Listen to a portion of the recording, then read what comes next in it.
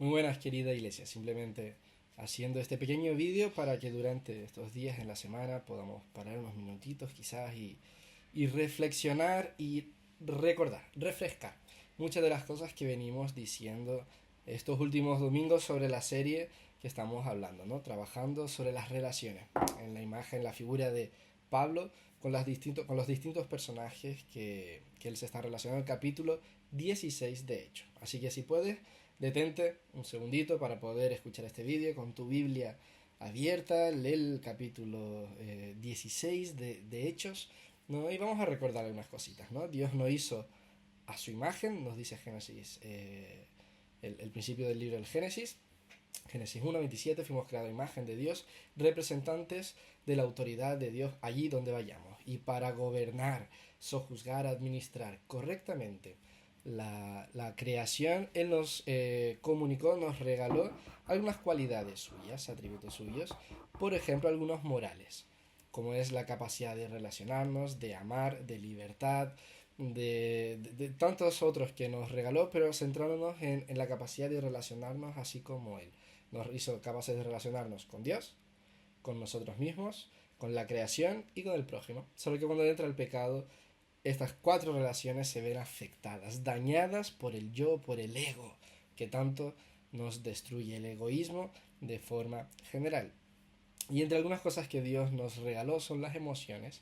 Nos dio la emoción de la alegría, nos dio la emoción de la sorpresa, del asco, de la tristeza. Y entre las pocas que hay, nos regaló la ira.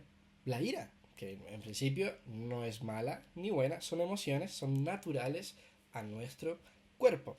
Pero ¿qué hacemos con la ira? ¿Por qué es una de las emociones que más nos cuesta gestionar y que desemboca muchas veces en sentimientos negativos, de venganza, de ganas de retribuir, ¿no? Lo que hemos hecho, de aislarnos muchas veces, de explotar, de ofender y tantas cosas que produce la ira muchas veces en nuestra vida? Dios es un Dios que se aira, se indigna frente a la injusticia y deberíamos aprender muchísimo sobre él. Pero bueno, ¿qué nos enseña Pablo? Hechos 16 sobre este relato. El versículo 20, perdón, nos dice que después de Pablo haber liberado a la joven pitonisa, con el espíritu de adivinación, de quitarla de esa profunda y constante pesadilla que vivía con esos demonios dentro de ella y esos dueños que la usaban como una herramienta de trabajo, Pablo la libera, ella pierde ese supuesto poder y los dueños se enfadan y llevan y reclaman con el pueblo y con las autoridades sobre Pablo y Silas y dicen: estos hombres, siendo judíos, alborotan la ciudad con costumbres diferentes, manipulan al pueblo y a las autoridades para que castiguen, para que quiten de en medio a Pablo y a Silas. Estos hombres fueron dominados por la ira y desembocó en venganza contra Pablo y Silas, ganas de que fuesen aplastados, eliminados, torturados, que sufrieran, ¿no?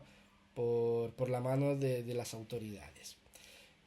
¿Qué es lo que llevó a estos hombres a descargar la ira de forma tan dañina? ¿Por qué llegaron a hacerlo así? No conocían a Dios, en primer lugar. No conocían el amor de Dios. No habían sido transformados por el amor de Dios. Entonces lo que hicieron fue seguir sus propias pasiones, sus propios deseos, sus propias formas de pensar. Y esto es muy interesante. La mente de estos hombres no estaba renovada, basada, establecida, estructurada en la palabra de Dios. No lo estaba, no lo estaba. Era como el mundo, ¿no? Según lo que el mundo dictaba. Ellos perdieron su ganancia, ¿no? Y la forma de hacer era hacer sufrir a Pablo, de retribuir, para hacer que Pablo y Silas sufriesen. Pablo y Silas entonces son juzgados injustamente, ilegalmente, de una forma que no podría ser hecho. Pablo y Silas, especialmente Pablo, era ciudadano romano. No podía ser azotado y tenía el derecho de ser investigado. Su caso, antes de juzgado, no fue investigado y fueron azotados aún siendo ciudadanos romanos, que habían nacido en una ciudad con el título de ciudad romana. Pablo y Silas, a diferencia de los dueños, son encarcelados. Solo que en la cárcel el pasaje nos habla que Pablo, conocido, ¿no? Este pasaje, Pablo y Silas están alegres cantando y orando en la prisión. ¿Por qué? ¿Cómo? ¿Qué sucedió en el corazón de estos hombres para que no reaccionaran de la misma manera o de forma parecida a los dueños? No intentasen retribuir o estuviesen con odio en su corazón, maldiciendo a esos hombres, deseando que la vida le fuese fatal a esos hombres. Había algo diferente en el corazón y en la mente de Pablo y Silas. Algo diferente. Amaban a Dios. Amaban a Dios. ¿Por qué? Porque entendieron lo que Cristo había hecho por ellos. Entendieron que como trapos sucios que ellos eran, como lo dijimos el domingo, Cristo con su sangre los limpió, con su vida derramada los perdonó. Aquel que nunca pecó, aquel que vino a perdonarnos, a purificar, a limpiar, a mostrar el camino de vuelta al Padre. El ser humano lo rechazó. Y Dios en la cruz derramó su perdón por todos nosotros, por toda la humanidad. El Cordero de Dios quitó el pecado y nos perdonó de una vez por todas.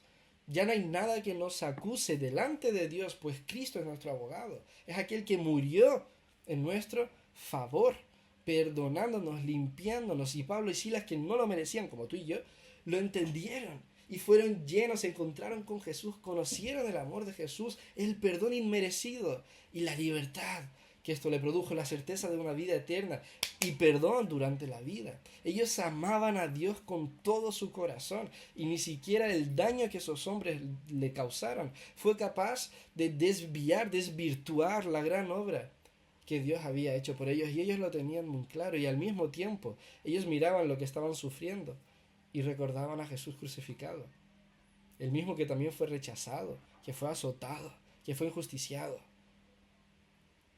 Entonces te pregunto, ¿cómo el Evangelio, la palabra de Dios, lo que Cristo hizo, quizás te encuentras como Pablo y Silas en una situación difícil?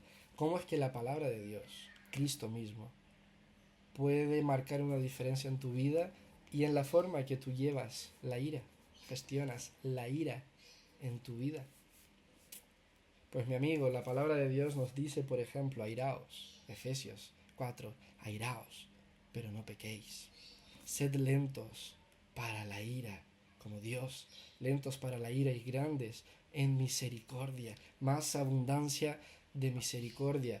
No dice, sed lentos para la ira, tenemos que airarnos también, sin pecar, buscar justicia, hablar cuando hay injusticia, mostrar el amor del Señor, la rectitud que tiene que haber en esta sociedad por amor al Señor. ¿Cuántos profetas murieron por hablar, por traer juicio, ¿no? Profecía, palabra de Dios, arrepentíos de vuestra forma de caminar, de andar. No pongas tu vida, quita esta mentira del enemigo y del mundo y de ti mismo, que te engañas, que nuestro corazón nos engaña. Tú no eres el número uno en tu vida, tu familia no es la número uno en la vida. Amémonos a nosotros mismos en el amor del Señor para poder amar al prójimo y poder ver al prójimo como superior a mí, poder salir a un lado para ver al otro crecer, para ver a mi hermano crecer. No somos manipuladores en el trabajo, en la familia. Las personas no son herramientas como lo hacían los dueños con esta mujer. No te relaciones con las personas para sacarle provecho. No juegues con la culpa de los demás, haciéndolos sentir culpables para poder conseguir lo que tú quieres. Ama a tu familia, ama a los tuyos, pasa tiempo con los tuyos, pero no pases por encima de otros. No seas injusto, no dejes que la ira, a veces las ofensas que has sufrido, te hagan pasar por encima de otros. Las personas son criaturas creadas por Dios, todos, a imagen de Dios. Y si me aprovecho de ellas, si las manipulo, si me hago de víctima para poder manipular, controlar la situación de alguna manera, si los hago sentir culpables para conseguir algo, estoy atacando al mismo Cristo, la imagen de Dios, y estoy deshonrando al propio Señor. Que podamos renovar nuestra mente en la palabra, ¿vale? Así que estos 10 minutitos nos sirvan de reflexión para poder pensar en esto.